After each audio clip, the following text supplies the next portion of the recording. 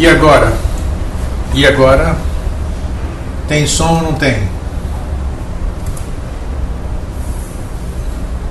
Agora tem? Agora tem. Tá. Bem, então vamos lá. Eu vou contar o que acontece antes de dar bom dia para todos. É que eu transmito por aqui. Por aqui eu transmito o Grécia sempre nos sábados, né? Então eu faço de casa o comando e muitas vezes eu tenho que modificar aqui as disposições da transmissão, porque é diferente a transmissão. Então, para depois eu reorganizar isso aqui, essa complicação que acabei de fazer isso aqui, como eu não sou profissional, dá essas coisas pelas quais eu me desculpo. Então, agora estamos em ordem, pelo menos vocês estão me ouvindo, estamos conversando todos. Então vamos lá agora de verdade mesmo, pela quarta vez. Bom dia, Gilmara, Lisa, Cleonice, Simone, Walter Santos, Fernanda, Lígia, Cacilda, Cândido, Márcia, André, Luiz, Marinês, William Melo, Rodrigo, Ednilson e Bangfuf. Bom dia a todos, é um prazer estarmos aqui todos reunidos mais uma vez. A tosse está indo embora, está bem melhor. Espero que tenham tido todos um fim de semana agradável e que a gente possa ter uma maravilhosa semana sempre. E o tema que se apresentou para a gente debater hoje, eu gostei aqui antes de começar o programa. Alguém aqui, não é aula de educação artística, como é? A arte de viver é uma educação artística, por que não? Então, alguém sugeriu o tema. Bom dia, Délia, tudo bom?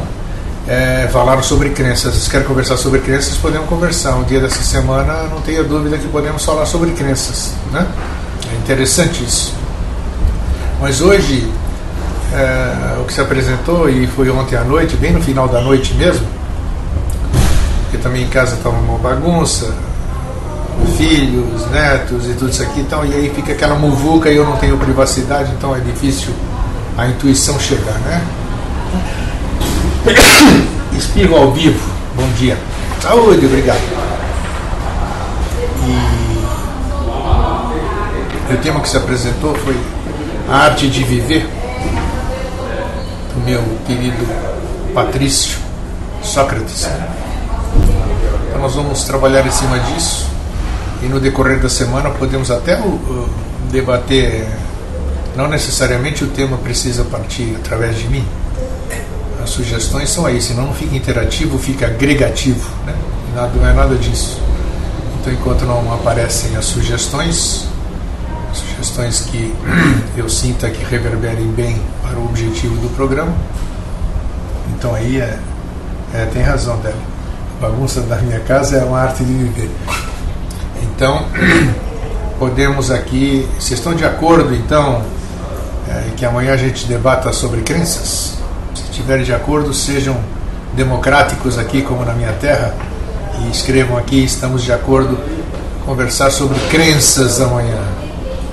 Sim, sim, sim, tranquilo, sim, sim, sim, olha que bacana, olha, turminha boa. Então amanhã o tema é crenças, vocês já estão sabendo. Muito bem. Então o meu amigo Sócrates, 400, que viveu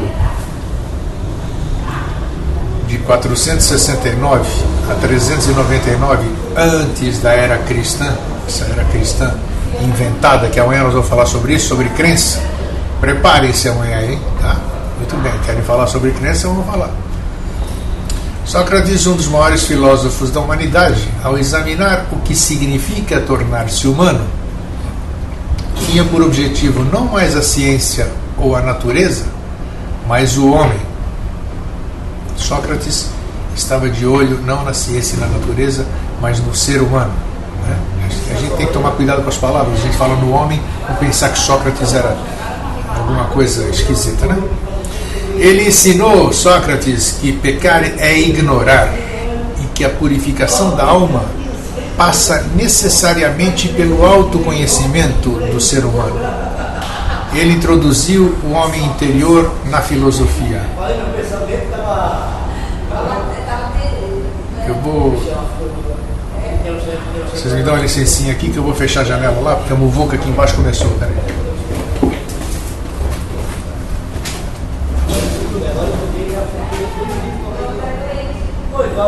Ô, caceta.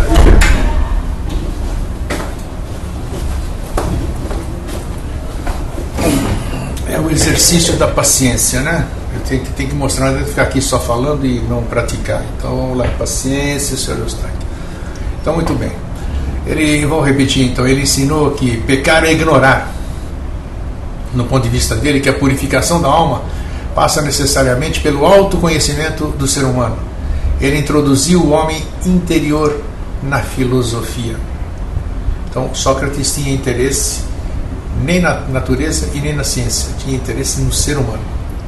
Conforme Sócrates, conforme ele dizia, o único meio de realizar a mais importante missão do homem é o conhecimento de si mesmo. Essa era a missão e continua sendo, parece até os dias de hoje, a maior missão do homem, a missão mais importante do ser humano, o conhecimento de si mesmo. Ao identificar a virtude com o conhecimento, Sócrates formularia a sua mais polêmica reflexão, a de que ninguém erra ou faz mal, voluntária ou conscientemente. Explica-se. Não sendo nenhuma irracionalidade deliberada, se alguém pratica o mal, isso se deve à ignorância dos valores éticos. Mas o homem deve considerar que a virtude, sem a qual a ignorância e o mal triunfam, sem a virtude, o mal e a ignorância triunfam, dificilmente pode ser ensinada por estar latente na alma. Portanto, só é alcançável pelo exame rigoroso que cada pessoa deve fazer de si mesma, condição básica para a sua existência ser considerada digna. Vou repetir, sem interrupções.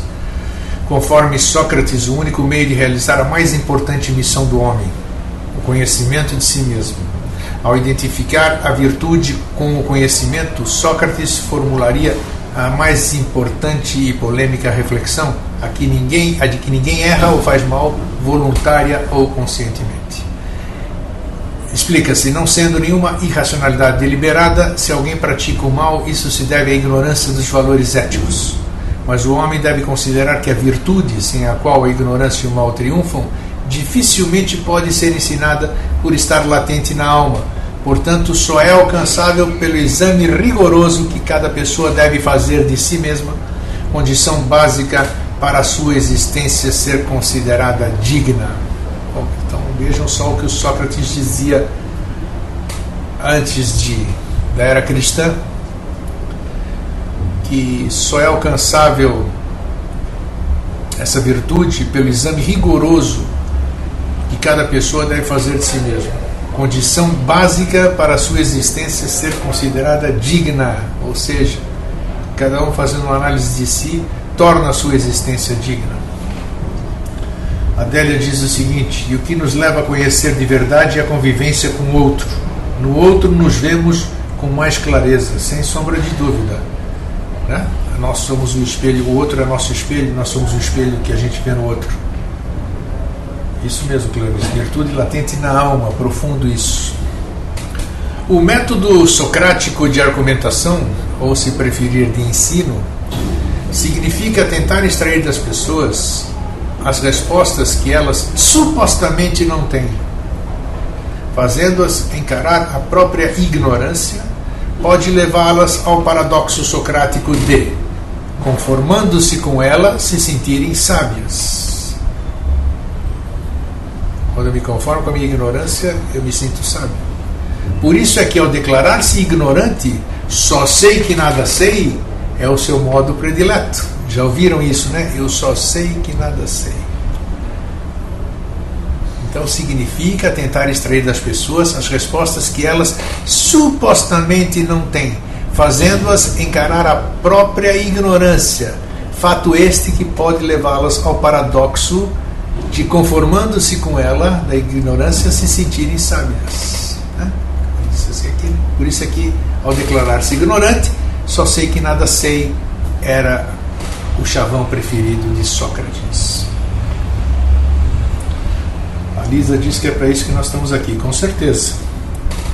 sei lá quantos milhares de anos depois, estamos aqui para aprender isso aqui que Sócrates já tinha falado pelo menos 2.500 anos atrás. Nada em excesso e conhece-te a si mesmo são conceitos básicos da filosofia do Sócrates. Nada em excesso e conhece-te a ti mesmo. Frase célebre de Sócrates. O mais sábio é sábio justamente por ter consciência da própria ignorância. Vejam a profundidade disso. O mais sábio é sábio justamente por ter consciência da própria ignorância. Ter consciência da própria ignorância é uma virtude realmente. Que a gente não sabe absolutamente nada? Não sabe. Mas ter consciência disso, pouca gente tem. A gente sempre é metidão, não, porque eu sei das coisas, porque eu sei disso, eu sei daquilo. Então, na verdade, a gente, quanto mais você quer ver um exemplo prático disso, vamos pesquisar sobre amanhã, o tema de amanhã, crença. Vai lá no Google, você vai ver crença. Você pegou uma palavra, crença, e você colocou lá no Google para pesquisar. Quando você coloca lá e vem o resultado, você vai ver que quantos vão aparecer. Vamos fazer a brincadeira aqui. Vamos fazer, tá aqui, ó. Vamos lá. Então, pesquisando uma palavra só, uma palavra só, eu vou colocar aqui crença. Coloquei uma palavra só, crença, e me abriram 3.350.000 páginas. Uma palavra está me levando para 3.350.000 páginas que falam sobre crença. Ou seja, eu pego uma pirâmide ao contrário, aqui a minha base era a palavra crença, jogo lá no Google e olha o que acontece. Então realmente isso é a maior prova de que a gente não sabe absolutamente nada. E quando a gente vai pesquisar uma coisa, as coisas começam a se abrir, o universo é tão grande assim das respostas que a gente acaba descobrindo que não sabe absolutamente nada. E cada link desses que a gente vai abrir outros links que vai nos levar para outras direções e assim nós vamos. Então, esta é uma forma do só sei que nada sei realmente. O mais sábio é justamente aquele que tem a consciência da própria ignorância. Ignorar não é burrice, é ignorar, é desconhecer.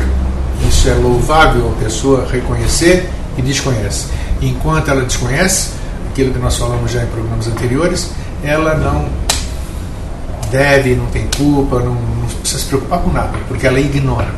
Mas a partir do momento que ela tem o conhecimento, que ela começa a ter informação, ela deixa de ser ignorante, aí ela passa a ter uma responsabilidade muito grande e aí ela será cobrada. Primeiramente por si própria, né? Então agora nós vamos debater nesses minutos seguintes deixa eu voltar na página aqui da Pax, muito bom. Nós vamos debater aqui as 10 lições do socratismo, uma a uma, ok? Aí, tá vendo? Lígia diz abre 3.370.000. É isso mesmo, e assim vai. A Cleonice diz perfeito, somos muito ignorantes, nada sabemos, argumentamos o que pensamos saber, até discutimos e defendemos o que pensamos saber. É bem isso. Nós temos que fazer o exercício de uma palavra que poucos de nós têm, né? Eu ouso dizer isso, poucos de nós têm, humildade. É de assumir realmente que a gente não sabe absolutamente nada. Alguma coisinha, mas perante o todo assim é nada. Então vamos lá. A primeira lição do socratismo é cuide da alma. A alma, imortal, indestrutível e sempre renascida, razão moral, espírito pensante, sede da consciência, é a manifestação do divino no homem. Preocupar-se com a alma sem descuidar do corpo, mantendo-o saudável e ágil, é afastá-lo do perigo dos prazeres mundanos, fáceis e enfermos que embotam os sentidos. O cuidado da alma só é perfeito com o autoconhecimento. O conhecimento purifica a alma, liberta-a das ilusões fáceis, do julgamento precipitado e passional do próximo. Só por essa primeira lição do socratismo, a gente vê o quanto a gente está distante do conhece-te a ti mesmo e da consciência da nossa ignorância. O cuidado que a gente tem que ter na alma, a consciência de que ele diz aqui, vamos deixar claro o negócio, espero que o Jorge não está aqui, que ele poderia esclarecer esse aspecto aqui, né? Eu não sei se Sócrates ele tinha uma consciência ou ele achava que era a mesma coisa naquela ocasião, alma e espírito, né? Porque aqui ele diz, eu vou repetir, cuide da alma. A alma imortal, indestrutível e sempre renascida, para mim parece ser o espírito isso, mas tudo bem. Razão moral, espírito pensante e sede da consciência é a manifestação do divino no homem. Preocupar-se com a alma sem descuidar do corpo, mantendo-o saudável e ágil, é afastá-la do perigo dos prazeres mundanos, fáceis e enfermos que embotam os sentidos. Esses prazeres mundanos, embotar, significa anestesiar os nossos sentidos, anular os nossos sentidos. Cuidar da alma só é perfeito com autoconhecimento. Conhecimento purifica a alma, liberta-a das ilusões fáceis, do julgamento precipitado e passional do próximo. Profundo isso. Isso vai ficar também disponível para ser lido depois no site do nosso grupo no Facebook. Um comentário? Então, é isso aí. Então, por isso que eu estou chamando a atenção. O Jorge afirmou a alma não é imortal. Depende, né? Não é que não seja imortal. Tem alma que vive para sempre aí. Esse é um assunto ainda que nós temos muito que explorar ele, alma e espírito. A Simone diz, cuide de seu jardim, isso é para todos os dias. A Adélia diz que diz o Jorge que é perecível a alma e só aí que deu a confusão. Isso aí. Passando para dar um oi a Silvana, bom dia. Ele fala do espírito, não. No nosso saber, ele fala do espírito. A Cleonice diz que vivemos o exercício de aprender, por isso argumentamos para aprender o cuidado que temos que ter e não nos fechar como sabedores. Tudo isso está ligado ao ego alma, isso. Esse é um bom tema para a gente abordar com o Jorge depois. O segundo preceito, assim, digamos, as lições do socratismo, é tome conta da sua vida. Tomar conta da própria vida é estar em harmonia com a vontade divina que concedeu a cada pessoa a noção de deveres éticos perante si e perante a sociedade em que vive. A arte de viver passa necessariamente pela incansável missão de ver a vida como uma dádiva preciosa demais para ser descuidada. Nós temos essa consciência? Pouca gente tem. Tomar conta da própria vida é estar em harmonia com a vontade divina que concedeu a cada pessoa a noção de deveres éticos perante si e perante a sociedade que vive. E aqui ele não está falando de religião nenhuma, ele está falando do feeling, do próprio feeling. O autoconhecimento nos leva a ter essa noção, essa consciência dessa harmonia com a vontade divina. Que vontade divina é essa? Eu acho que é viver de acordo com os preceitos da lei. Que lei é essa? Se você não conseguir se conectar com a lei, você não vai saber, nem eu, nem você, nem ninguém. Então isso nós temos que tomar conta da nossa vida, como ele diz. A arte de viver passa necessariamente pela incansável missão de ver a vida como uma dádiva preciosa demais para ser descuidada. Muitos de nós descuidamos da nossa vida, e a única coisa que a gente tem aqui para manifestar nesse plano físico. Estamos adquirindo, claro, bom, tudo bem.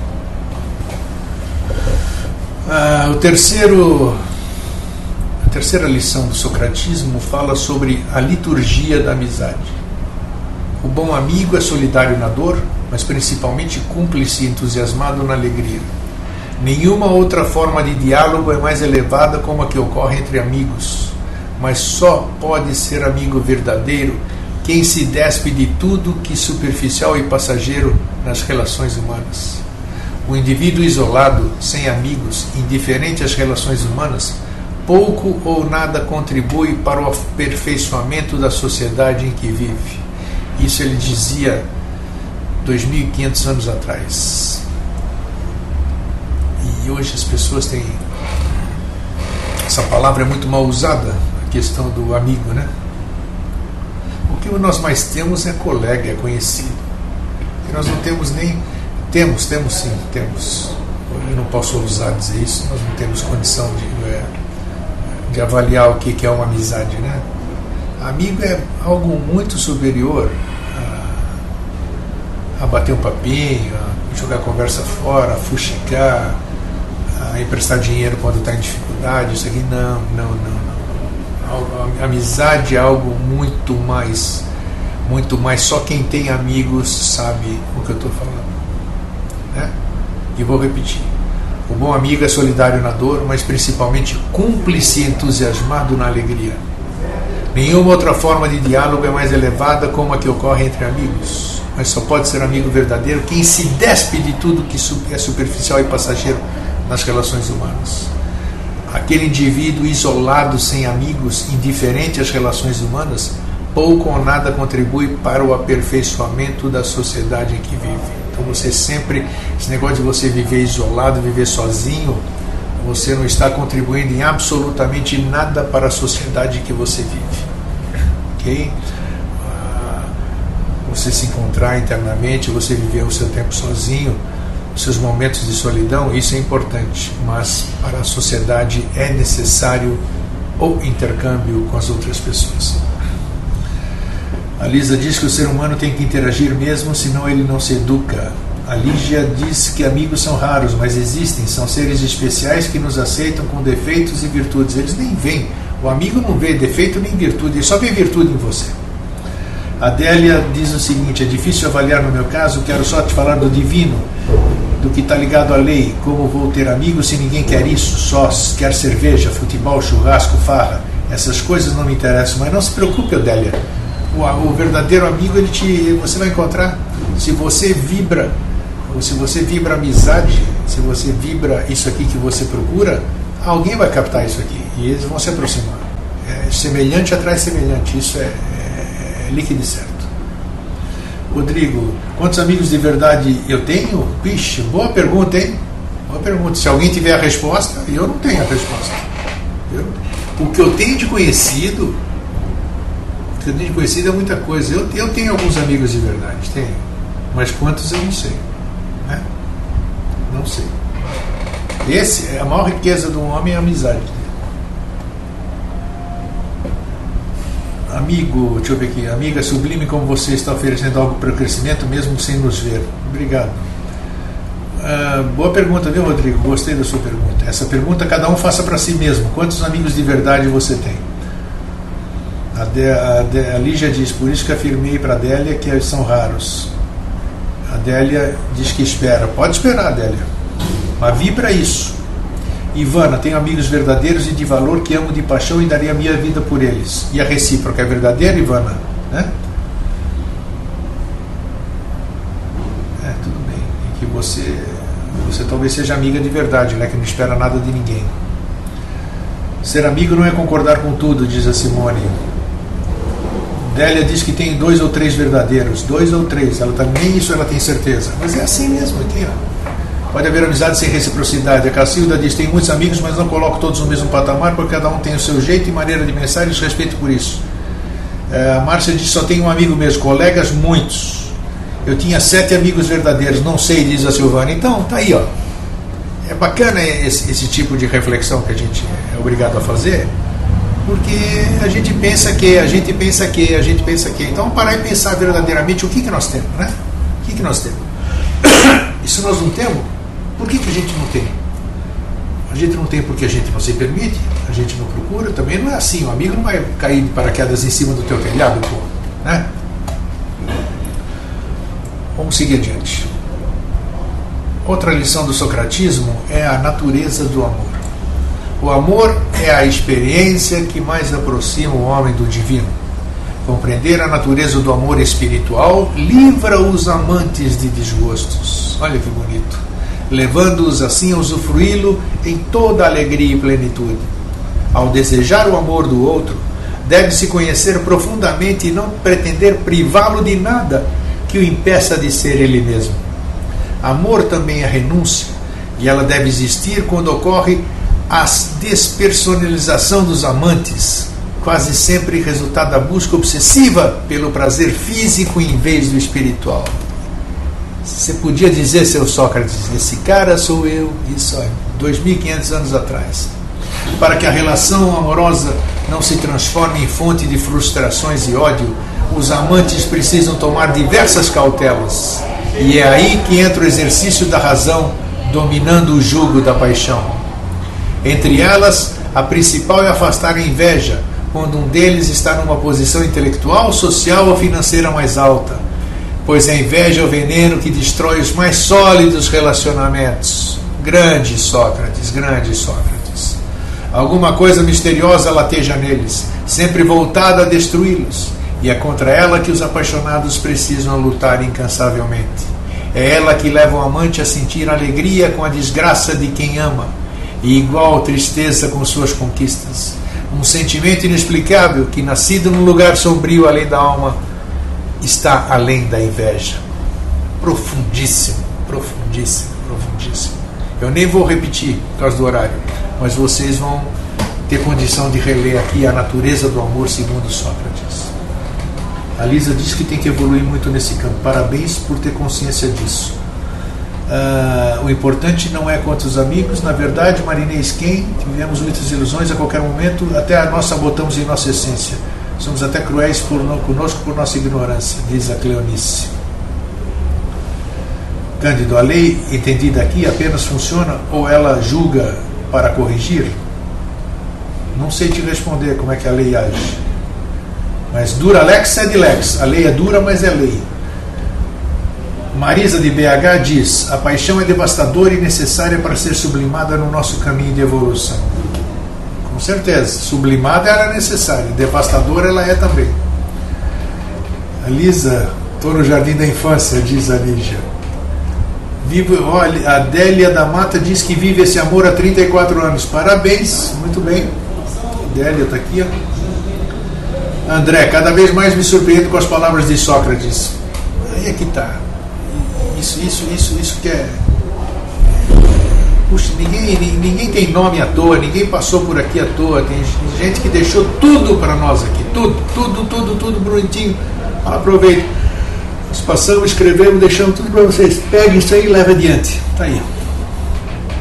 Então, seguir. Quinto. Lição do socratismo. O que é ser livre? A liberdade implica o domínio das paixões. Olha aí, ó. Sempre é espreita para desvirtuar a conduta moral que brota do interior do indivíduo. O prazer sensual e a intemperança são outros inimigos da liberdade. É isso aí. A liberdade implica o domínio das paixões. Estas estão sempre à espreita para desvirtuar a conduta moral que brota do interior do indivíduo. O cara está numa boa, o cara que eu digo, o ser humano, a pessoa, o homem, a mulher, está bem, está no seu caminho, está na sua. De repente, vem a tal da paixão, cutuca, bate na porta dele, dela, ele endoida, porque paixão você sabe como é que é, cada um deve ter tido a sua paixão na vida. E é isso que faz a gente desvirtuar da conduta moral, porque paixão a gente quer usufruir, quer aproveitar daquilo, né? O prazer sensual e a intemperança são outros inimigos da liberdade. Ô grego, mas como é que nós vamos sublimar isso aqui? Aproveita, então faz tudo o que tem que fazer. Já disse, já não foi a primeira vez que eu digo. Faz tudo o que você tem que fazer. Você tem muita sensualidade ainda, está muito preso nessa área ainda, vai lá, escolhe um parceiro, faça o que você tem que fazer, desgaste tudo que você tem que desgastar nisso aqui, resolva essa questão para depois você pleitear, seguir adiante, né? Porque não adianta ficar cheio das vontades de chegar lá na frente. Eu já disse, vai ser cobrado. A Adélia diz que a ética tem que ser maior que a paixão. Na prática, a teoria é outra. Quero ver isso aí. Quando aparece a paixão, eu quero ver a turma pensar em ética. Nossa, mas está certo, não digo que está errado. Sexto, quando transgredir é salvar-se. Nenhuma lei deve ser obedecida se for injusta. Nenhuma regra deve ser obedecida se desprezar a virtude. Nenhum regime político deve ser obedecido se for tirânico e assassino. O transgressor não é o inimigo da ordem social, mas amigo da sabedoria e da verdade. Portanto, aquele que transgride o que impede de viver bem está no caminho correto da salvação de si mesmo. Portanto, aquele que transgride o que impede de viver bem está no caminho correto da salvação de si mesmo. Você tem que transgredir aquilo que te impede de viver. Você tem que ter coragem de assumir todas essas coisas. Nenhuma lei deve ser obedecida se for injusta. Nenhuma regra deve ser obedecida se desprezar a virtude. Nenhum regime político deve ser obedecido se for tirânico e assassino. Está bem claro isso aqui. Mas, Grego, desde o conhecimento sobre sexualidade passado pelo Jorge, me sentiria uma Eva se me declarasse um homem. Eu não sei o que ele passou, o Jorge passou sobre sexualidade. A Viviane diz: todos nós temos o conhecimento em nós, só que cada um com a sua própria terminologia, e cada um discute para provar que a sua terminologia é certa. Não tenha dúvida. Aí é que está. É quando... conhece-te a ti mesmo, Sócrates disse, né? Se a gente não se conhece, ficar discutindo coisas nossas mesmo, deixar o nosso ego falar mais alto, né? Às vezes a gente tem o conhecimento, mas o ego embota esse conhecimento. Lisa, estou ardendo no mármore do inferno, mas estou tentando. Lisa, ninguém tem... Você não está errada, você não está sendo julgada, nem a coisa absoluta. Você está no seu processo, o processo de cada um que nós já tratamos aqui. Não tem nada, ninguém é mais santo do que ninguém. Cada um no seu processo. Hoje, cada um tem mais necessidade aqui. A Lígia disse que vai junto no inferno. Então tá aí, já tem companhia. Entendeu? Então não é assim ao pé da letra. Não é assim. Isso aqui, ninguém está aqui, não se transforma em santinho da noite para o dia. Né? Nada disso. E nada é errado. Errado está na cabeça. Sétimo, o indivíduo e o cidadão. Na mesma pessoa, cidadão e indivíduo podem ter uma convivência pacífica e enriquecedora, desde que o indivíduo desempenhe criticamente o papel de cidadão, ou seja, ultrapasse-o para não se sujeitar às expectativas da comunidade e principalmente ao se preservar de tudo que possa desviá-lo do caminho das virtudes de autocontrole, da coragem, da intuição e da sabedoria. Vou repetir. O indivíduo e o cidadão. Na mesma pessoa, cidadão e indivíduo podem ter uma convivência pacífica e enriquecedora, desde que o indivíduo desempenhe criticamente o papel de cidadão, ou seja, ultrapasse-o para não se sujeitar às expectativas da comunidade e principalmente ao se preservar de tudo que possa desviá-lo do caminho das virtudes de autocontrole, da coragem, da intuição e da sabedoria. Algum de nós é capaz disso? Discernir o indivíduo do cidadão? Ou fazer os dois conviverem bem? Tá? Muito bem. Não, aqui ainda estão ardendo no inferno as mulheres aqui. O seguinte, não se leve a sério. Oitavo. Viver com seriedade e ao mesmo tempo não se levar a sério são conceitos complementares. Viver com seriedade significa ter caráter firme e incorruptível, ter opinião própria, amparada por argumentos racionais e um profundo sentimento de vergonha que impeça a prática de atos contrários à dignidade humana. É fácil reconhecer quem se leva a sério superior aos demais. É incapaz de um gesto de humildade, é arrogante e presunçoso e não admite seus erros. Hein? Você se parece com algum deles. Estamos caminhando. Isso é o que me salva. Tá, as mulheres aqui ainda estão se encontrando no caminho do inferno aqui. Um monte, hein? Puxa vida. Tem nada não. Vão todas se salvar. Fiquem tranquilas aí. Nossa, que não existe sentimento de culpa. Isso é muito natural. Isso prova o quanto ainda vocês não estão resolvidas nessa área. Isso é normal, natural. Não tem problema nenhum. Agora, dignifiquem o seu corpo, respeitem o seu corpo. Né? Isso é importante. O seu corpo é o seu templo. Nono. Tenha somente o necessário. O homem que se conhece verdadeiramente, mediante o exame e a prática da virtude, está livre da tentação de possuir bens materiais além dos estritamente necessários para viver. Senão, quanto mais tem, mais sente vontade de possuir, mais numa ânsia ilimitada de satisfazer-se sem o conseguir. Importantíssimo isso. O homem que se conhece verdadeiramente mediante o exame e a prática da virtude está livre da tentação de possuir bens materiais além dos estritamente necessários para viver. Ficou claro isso aí?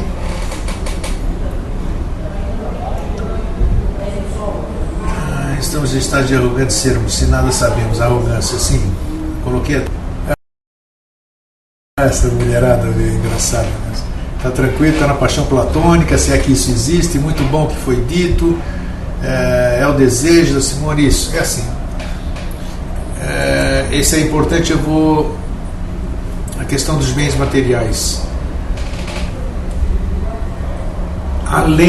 Possuir bens materiais além dos estritamente necessários para viver. Tem muita gente que acha que nem isso pode ter. Aquela questão do espiritualista achar que tem que abrir mão de tudo. Isso é conversa fiada, isso é burrice.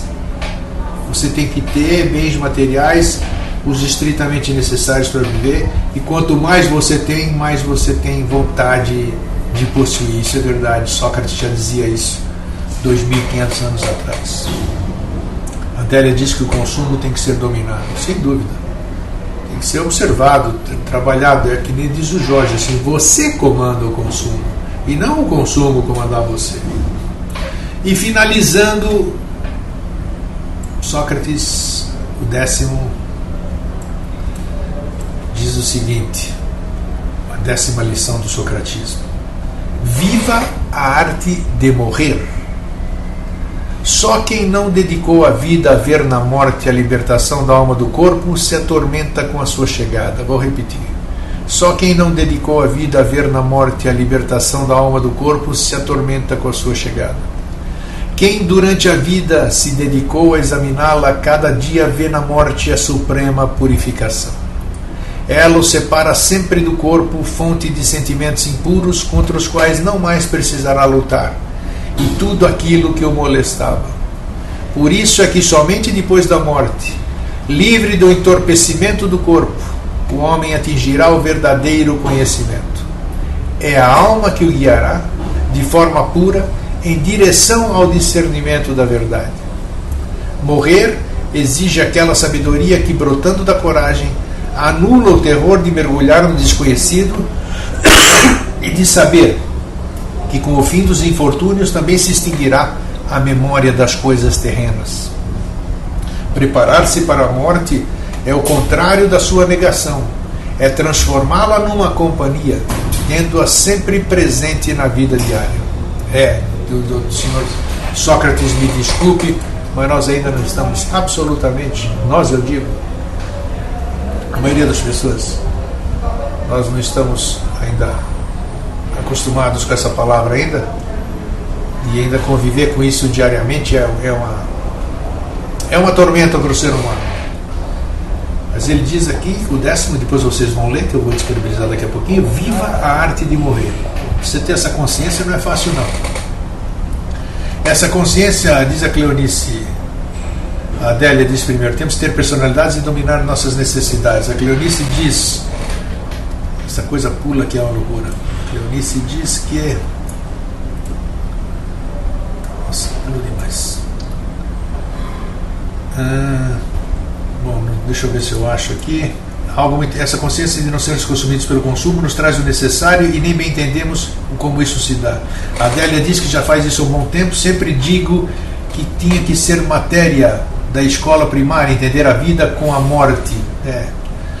A Ivana diz: difícil não visualizar a morte todos os dias. Acho que apesar de acreditar em uma espiritualidade é muito difícil. Eu acabei de dizer isso. Lisa: eu sou a vida e a ressurreição da minha vida. A Lígia diz: nessa aí estou livre do inferno, não sou consumista, às vezes sou até criticada por amigas por ser simplista demais. A Marinês diz que viver a arte de morrer seria o desapego, certo? Não sei. A personalidade não aceita a própria morte também. Já fizemos vida inteligente, morte, pós-morte, morte 1, morte 2, e eu acho que o assunto ainda é muito complexo para nós aceitarmos, né? Viver a arte de morrer, o Sócrates diz aqui. Então não é fácil.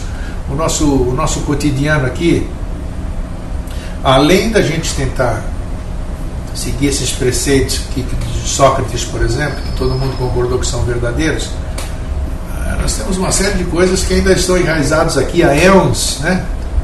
Que nos passaram e ainda tem memória genética, memória celular.